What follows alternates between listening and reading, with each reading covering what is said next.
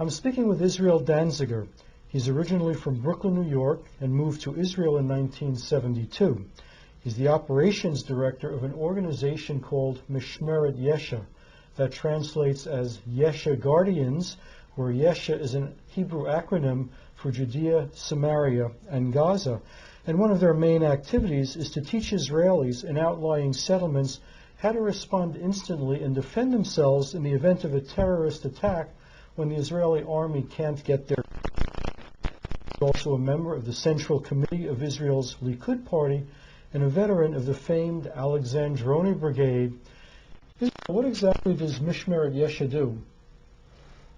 Mishmeret Yesha is involved in many projects and programs since 1988 in Judea, Samaria, and what was Gaza, on many different levels.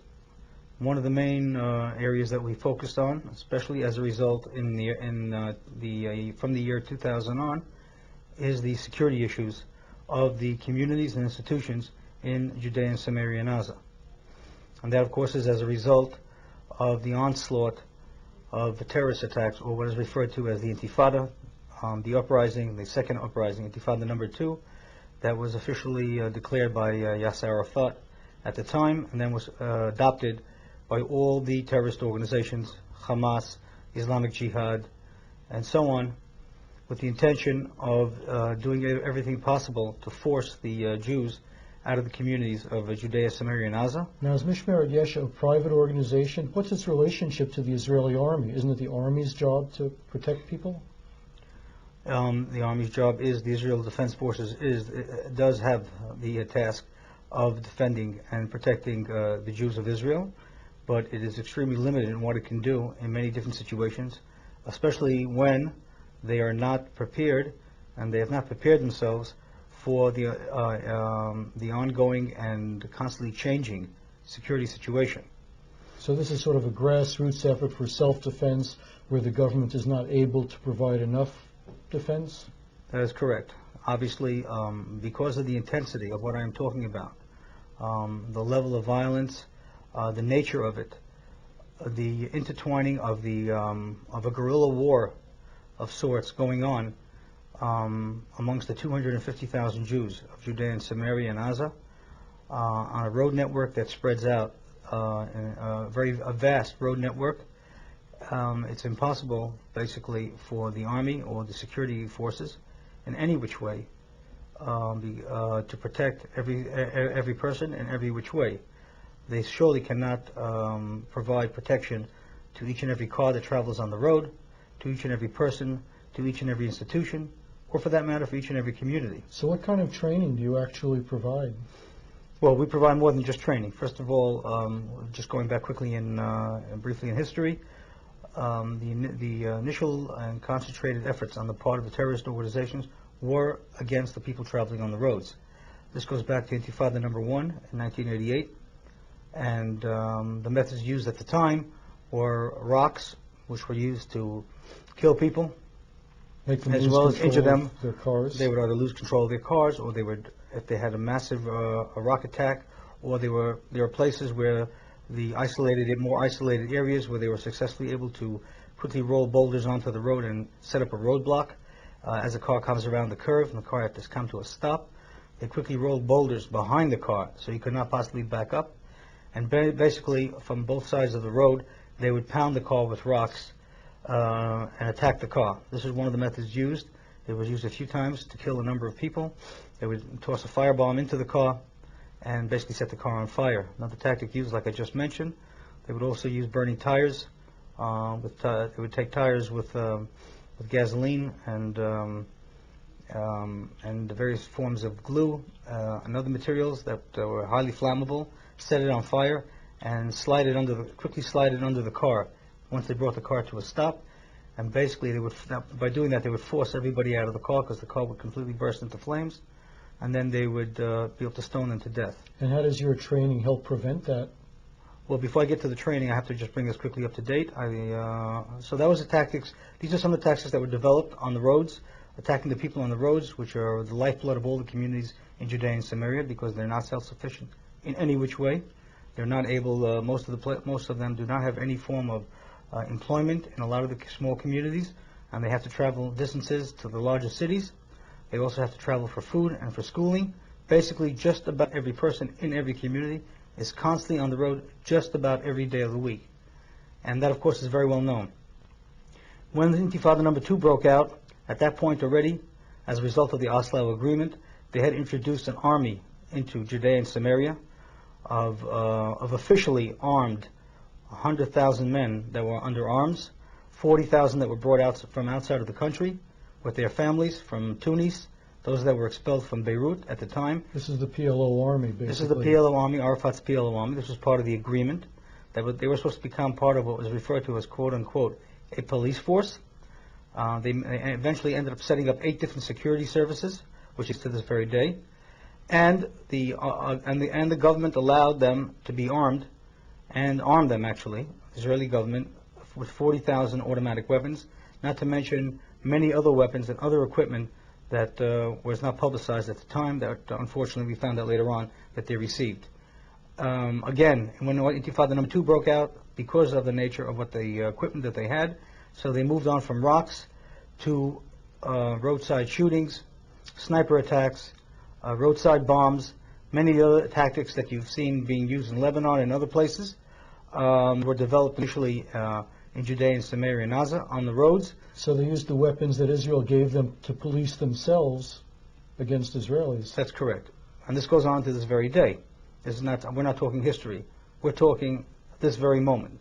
This goes on all the time. And by the way, just since we're talking about the arming, they've now been rearmed. They've been rearmed after everything's said and done. In the last months, they've been rearmed again. They've allowed them to reintroduce new forces into areas, for example, where I live, which is Efrat, into Bethlehem, into Hebron, into the villages around the areas where we live, and they've to the numbers of thousands of new forces, the PA Army, in terms of reestablishing their authority, as a result of what was called Operation Defensive Shield, which reduced their authority in 2003. I just want to again bring you up to date what we were talking about, so just going back again to the original point.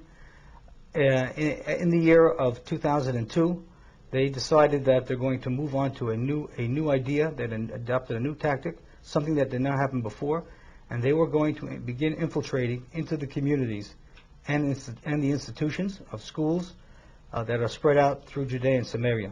The basic idea was they would infiltrate into a community or an institution with one, 2, or 5 heavily armed terrorists, enter into some point of that community, very quickly cross over inside, attack or enter the first major building, whichever complex that they had information that they were heading for, which they would find the largest concentration of people or students, and basically open fire and begin killing as many people as possible, and that way causing the most amount of damage within the shortest period of time. As they did this, and as time went on, this totally took everyone by surprise. Truly, it took the security services by surprise. They improved on their tactics as time went on, in the sense that as Arabs or forms, they dressed. They came in on Shabbat wearing white shirts and white kippot, making themselves wearing the common type of clothing that people that live in those communities wear. And by doing that, they blended very well into the community. And in the event of an attack, and when you had complete havoc going on and everyone running around, nobody really knew who to shoot and who the attackers were. And by confusing people and by wearing Israeli army uniforms, they actually created a situation in the heat of what was going on, that actually people were getting wounded and shot by friendly fire, because nobody knew who was whom, who to deal with, who were the attackers. Because obviously at some point, if you did have soldiers that somehow were in the community or made their way to the community, and they heard that the attackers were wearing Israeli army uniforms and running around with guns, and suddenly you had soldiers coming in, you had a situation where now everybody was gunning for everyone. Nobody knew who was whom. So what happened then, the army decided that the only way that the communities would be able to protect themselves and to deal with a situation that literally involved minutes of which every second counts, was to set up within those communities what is referred to as a Kitat Konanut in Hebrew, and that is a rapid response team. Roughly translated, what that means is it's what we call, what you would have in the United States, it's a volunteer SWAT team. It's a SWAT team made up of 12 of the, generally speaking, depending on the size of the community, of the 12 most combat experienced members of that community who volunteer and join that team. They were given weapons by the Army. Additional weapons were provided to the community, of which the security coordinator in that community, and he distributed to them. And they were the ones that were supposed to deal with the situation in the event of an attack. How exactly was left very unclear. No program was provided to train these people into an efficient operating anti-terrorist team, and no equipment was given to them for them to do the job, other than the weapons that I just mentioned. And that's where we took over. We realized that this situation, which developed very quickly into a very, very tragic situation where many total families were annihilated, forced us to quickly work on developing a program for these teams and finding the solutions and the means to procure the equipment, state-of-the-art equipment that's needed to provide a volunteer SWAT team to deal day and night with a situation like this that can occur basically any second at any time of the day. So have you actually had much success in defeating terrorist attacks and killing the terrorists before they could kill Jews?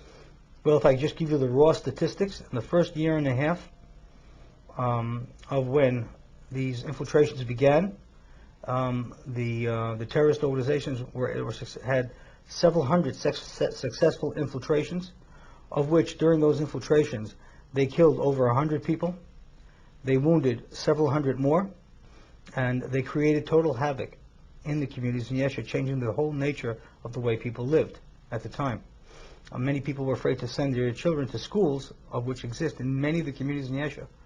Students come from all over the country. There are high schools and other types of schooling, where they're dormitory type schooling, that a lot of these communities have within, because a lot of the communities in Yesha are ideal setting for a school, especially a dormitory type school, because of the nature of the way of the lifestyle of where people live there. And these schools have and are very successful, are considered amongst the most successful institutions in the country. And they knew by attacking these schools that the parents in the future would be very, very worried about sending their children to those schools. That is one of the reasons why the first infiltration was, for example, in S.O.T.M.E, where they killed 5 students on a Thursday night in the dormitory and so on and so forth. This situation continued for some time, and as I told you, in the first year and a half. Since then, because of the work of the rapid response teams in the Yeshuvim, although the official official briefing from the Israeli army vis-a-vis the security forces and the security coordinators of all the communities are that the idea of an infiltration, the attempt of an infiltration by these terrorist organizations into the communities of Yesha, is something that is considered priority number 1 amongst all the terrorist organizations. That is their first goal and aim. So are they deterred from even trying an attack now that they know that people are ready to defend? I imagine they are, because although they have reduced their attempts, they've become somewhat more sophisticated in the methods that they've used to try to enter these communities. So the threat is nowhere near over. You're trying to contain it and manage it. It sounds like the threat is considered, as I said, that is considered threat number 1. There's a long list of threats that are presented in security briefings, which are given every week to the security coordinators of all the different communities.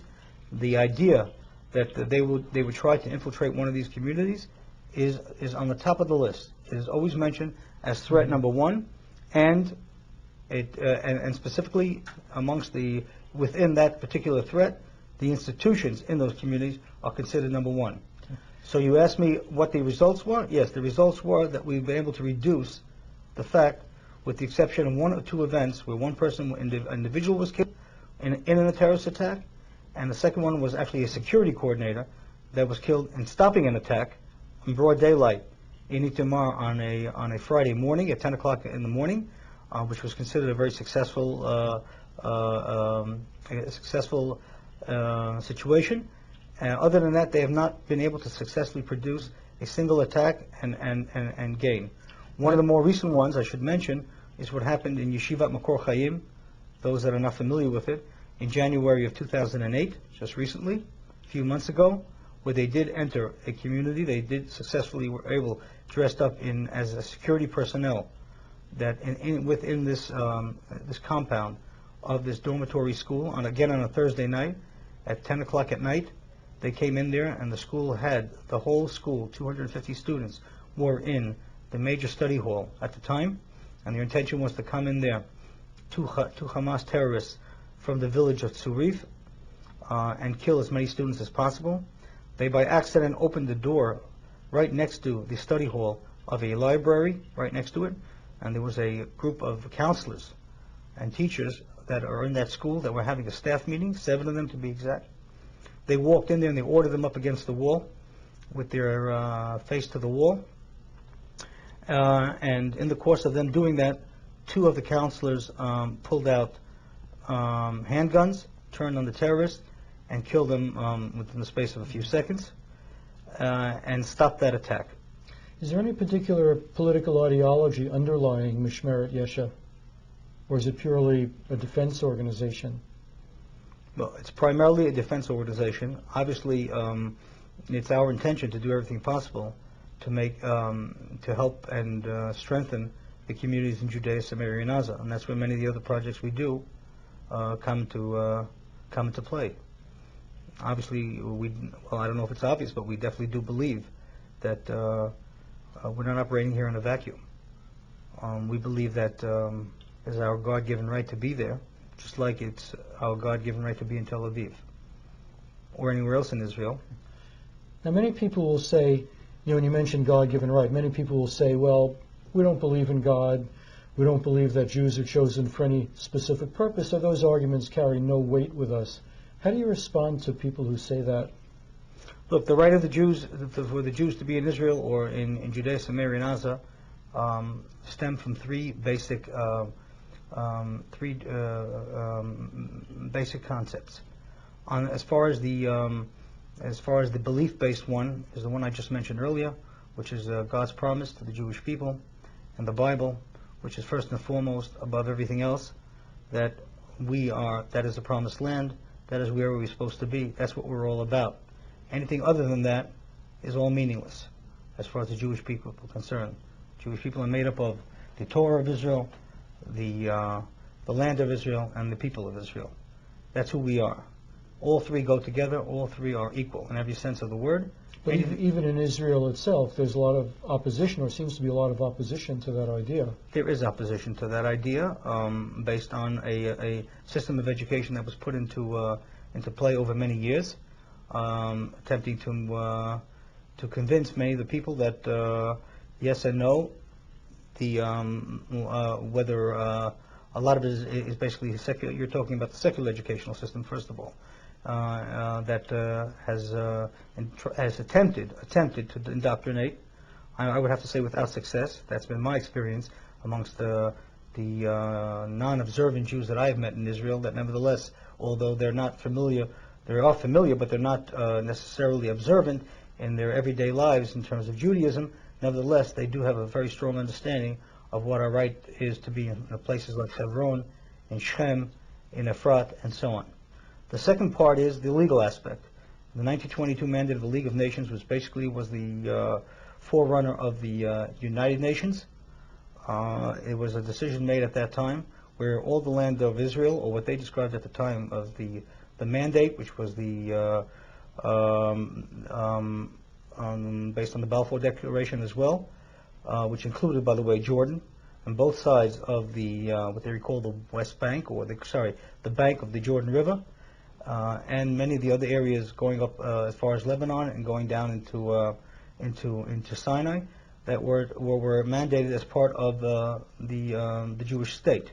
That has never been annulled, by the way, to this very day.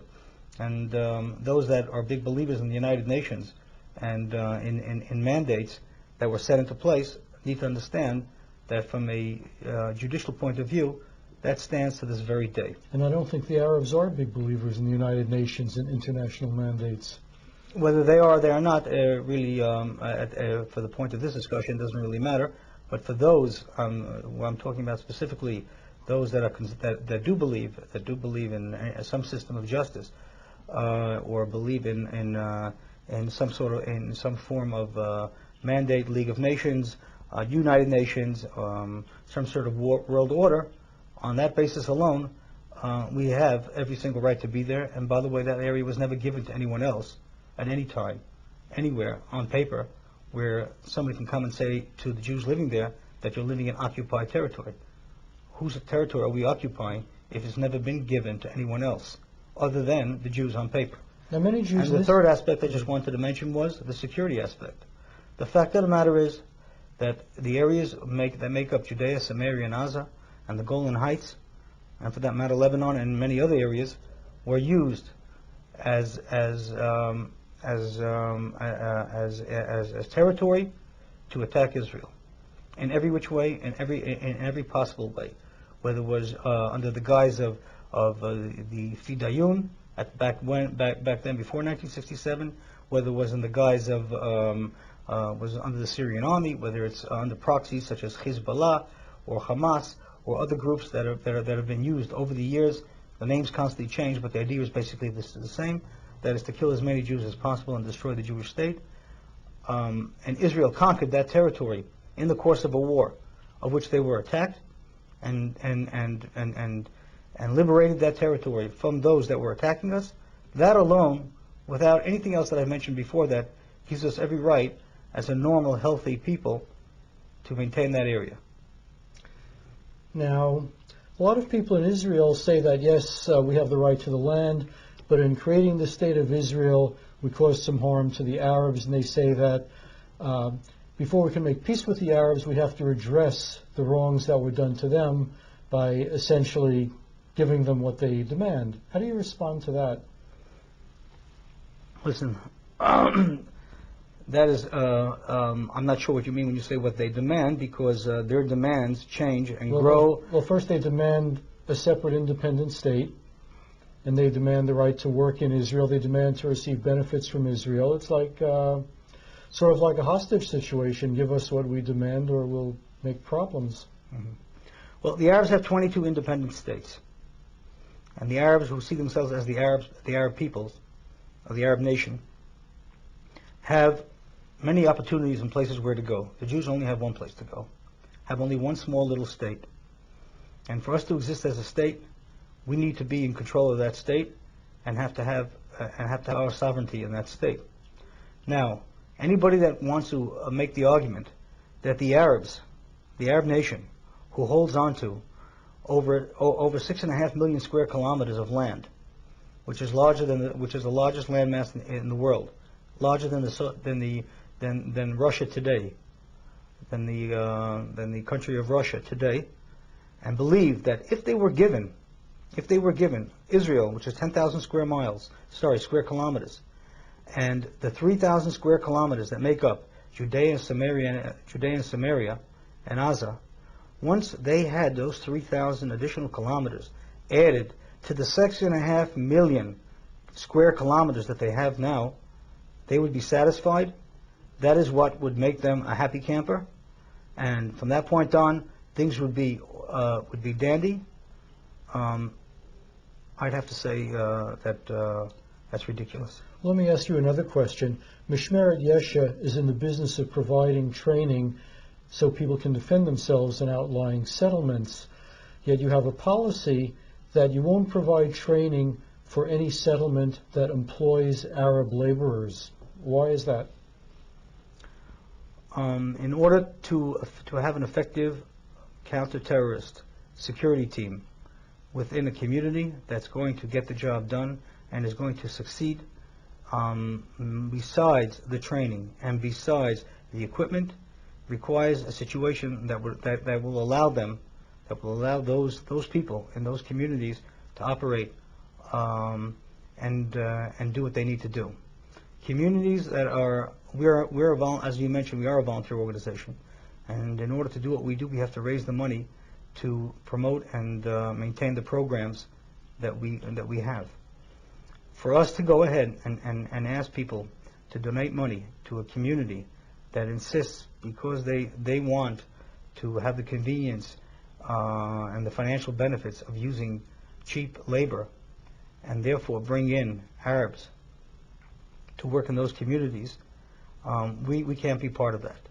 It has been shown that over 90% of the attacks that have taken place in any of the communities, including the last one I mentioned a short while ago, Yeshivat Makor Chaim, those communities, those attacks took place with information that was provided by either those that participated in the attack, actually worked in those communities, or received information from Arabs that worked in those communities, so that they have real on-time intelligence as to what's going on, meaning literally hours before the attack took place.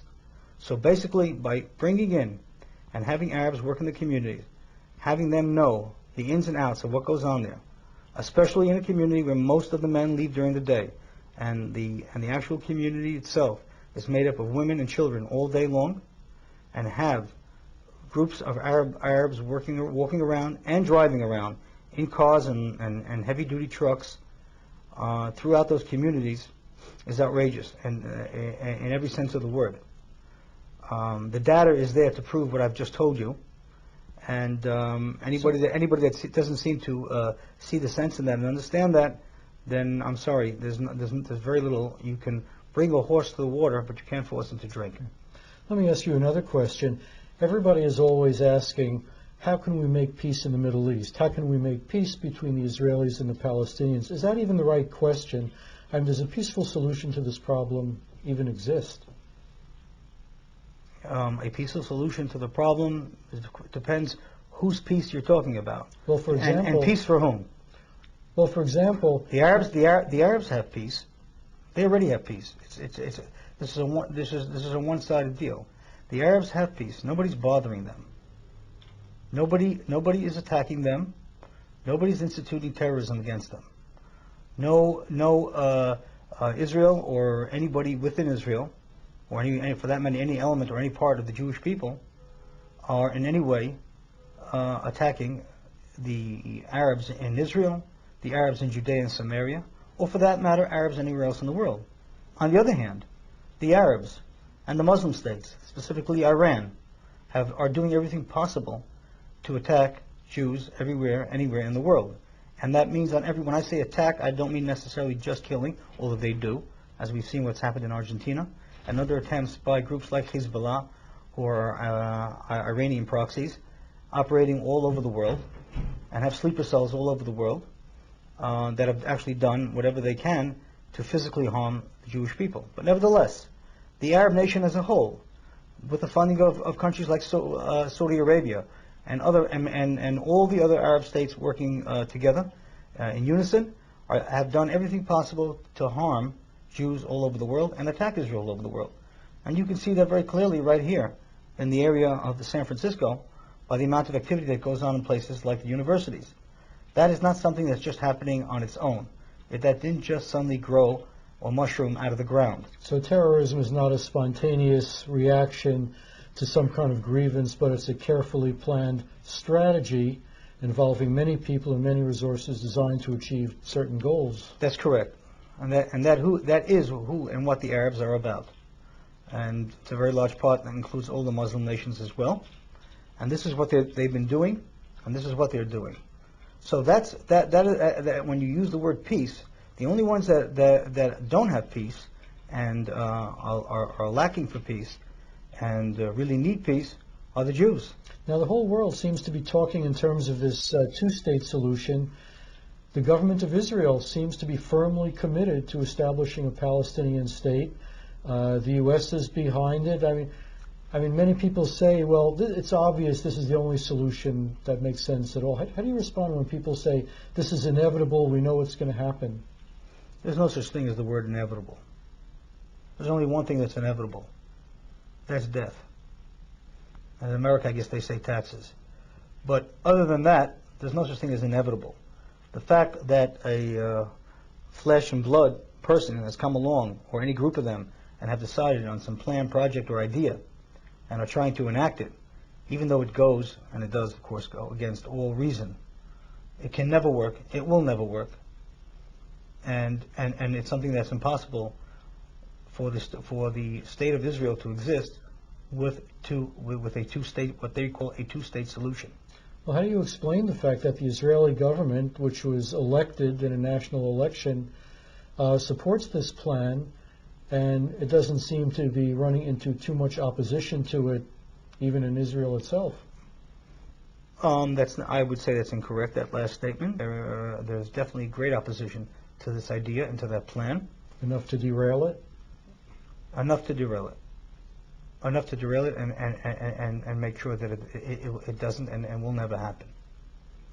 Is there something in the mindset of Israeli society which says, well, a Jewish state is a wonderful thing, but we only want to live in peace, and if a Jewish state can only exist by using force of arms to defend itself, then maybe it's not worth having, maybe we should all disperse and go someplace else? We've already tried that, though. All the so-called chachamim, all the so-called wise people that make statements like that, it's obvious they're totally ignorant of history. We've already been there. We've already done that. In case they've forgotten, for the last several thousand years, we've been everywhere, and any place where we've been, we're not there anymore. There isn't a place where the Jews have lived and established themselves in every which way, on every level, that ultimately they were removed, they were uprooted, they were destroyed in that country. Classical example would be Iraq. The history of the Jews in Iraq cover a period of over 1,500 years. Today, to the best of my knowledge, or from anyone else that I've spoken to, there's not a Jew left in Iraq. There's not a synagogue left in Iraq. Well, that was the home to the Babylonian Talmud. Now, some people say that Israel would like to crack down much harder on the terrorists, but it's afraid to do so because it's afraid it might alienate other powers, such as the United States, because the U.S. needs Arab oil and it doesn't want to offend the Arabs, and the Arabs are convinced that the U.S. can control Israel. So they're saying, well, we would like to crack down, but our hands are tied because we're at the mercy of these big powers who we're dependent on. How do you respond to that? My response to that is that first and foremost, the concerns of the Israeli government have to be not what the nations say, not what they think, and not what they speak, but the concern for the Jewish people and for the people of Israel in particular. And if that comes into conflict with the interests of the United States oil interests or Arab oil interests, or for that matter, anyone else's interest, that has to be secondary, something that comes into play when they have to make decisions, life-saving decisions, vis-a-vis the people of Israel. Is there something in the mindset of Israeli society, not just in the government alone, but in the mindset of the culture, which makes it hard for them to say, you know, we're in a war, and our choices are winning or losing, and if we lose, you know, things are going to be really bad, so we better... I mean, there doesn't seem to be a winning mind. You never hear the word victory. No politician ever speaks about victory. They speak about painful concessions. True. To a very large degree, most of the people who are politicians, and that's probably why they're politicians, that is the way they speak, and that is their mindset. They have projected a negative mindset for basically since the signing of the Oslo Agreement in '92, and that has been the nature of Israeli politicians down the line. And of course, that has brought about the situation that we're in. And that is one of the reasons why I'm sitting here in this room here in Palo Alto, or Mountain View, wherever we are. Mountain View. And I'm talking to you about security issues for the communities of people that are living in Israel, rather than the government really dealing with the situation. They've allowed this situation to develop. This didn't just happen on its own. I, as a person who are living in Judea and Samaria for over 38 years now, have watched very carefully the situation develop from what was once an idyllic lifestyle and a place to live to a place now that basically is a hunting ground for terrorists. Now, do you yourself live in a town that the Israeli government is planning on evacuating and handing it over to the Arabs? You know, when you say the word the Israeli government planning or not planning, although this may sound strange, but I have to say that there's not very much to be said for what they may think or not think, because that changes day in and day out, or surely from week to week, because of what we've mentioned earlier, the nature of the politicians and who they are. They don't really have any real form of ideology. Yes, there is talk about mention, and they do mention the fact that in the course of them working on some sort of an arrangement, an agreement, solution, autonomy, what's referred to as autonomy, and now, of course, they make mention of the fact that it may be a two-state solution. Yes, there are certain areas and certain communities that they're referring to uprooting or removing, or, most likely abandoning if they had the opportunity to do it. The area that I live in, which is the Gush Etzion area, that is considered one of the settlement blocks that they claim that in the event of any agreement, they would keep anyway.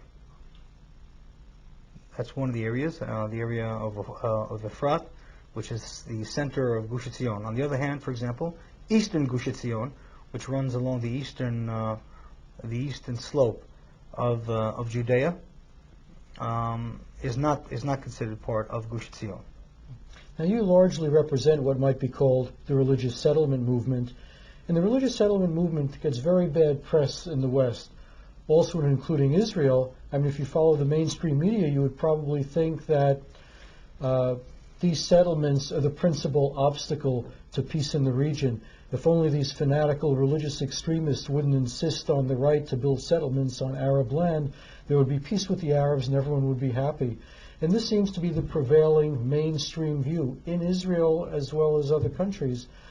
And is there anything that you could think of doing that could possibly alter this perception?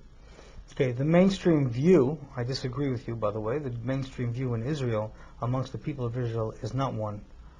Is not one of such view.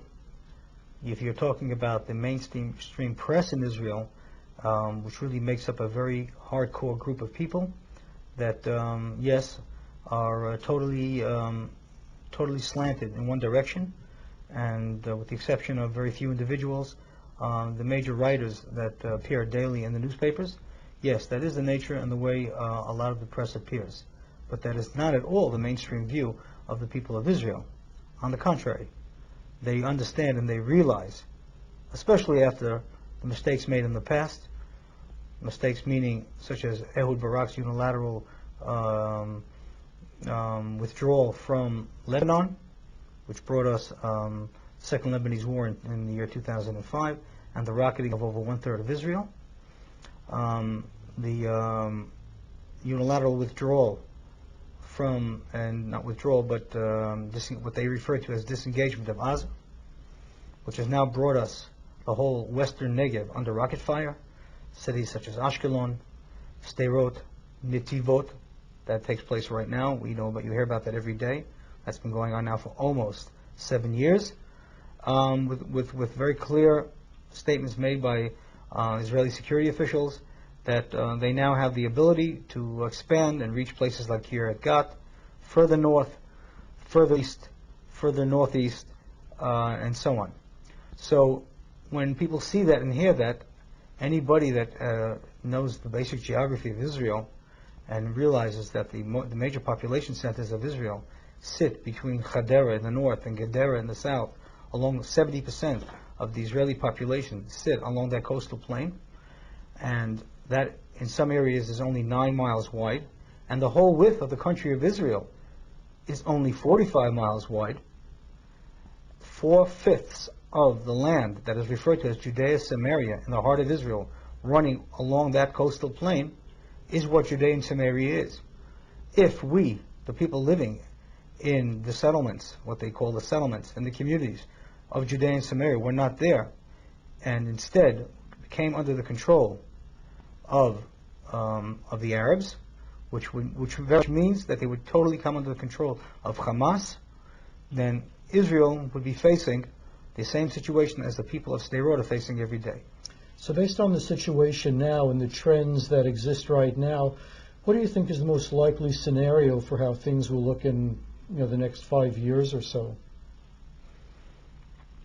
The scenario that we're facing right now does not look promising in the sense that yes, things are going to get a lot worse before they get better. We're anticipating what's called the third wave. Wave number 1 was Intifada 1, wave number 2 was Intifada 2, and now we believe, it's not just we believe, there are many reasons that people that are in the know believe that we're only a short distance away from Intifada number 3, the third wave, and that is something that's going to affect us and and where we live very strongly. In regard to the rest of the country, it's no secret that right now a country that was once called Lebanon has now become totally under Iranian control. Hezbollah has basically taken over the country in every sense of the word. Anybody that denies that